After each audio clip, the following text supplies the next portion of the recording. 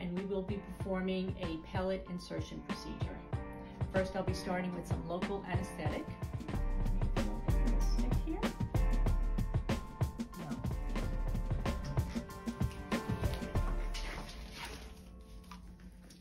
Okay, now we'll be setting up a sterile field.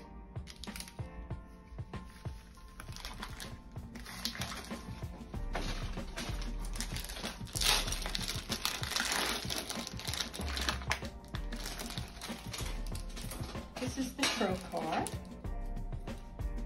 that we use to insert the pellets.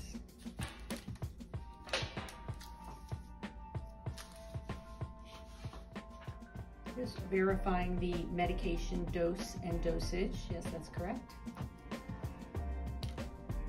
And that, if you like to zoom in on it, that's what a pellet looks like.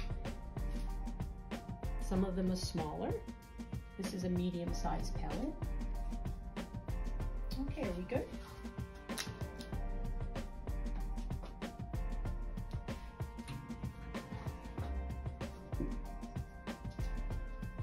Does this feel sharp? No. Doing okay? Yes.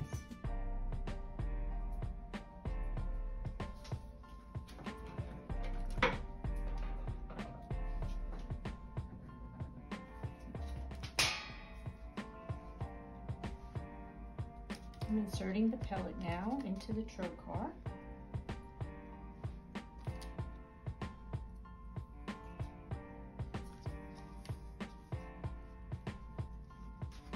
Procedure is complete.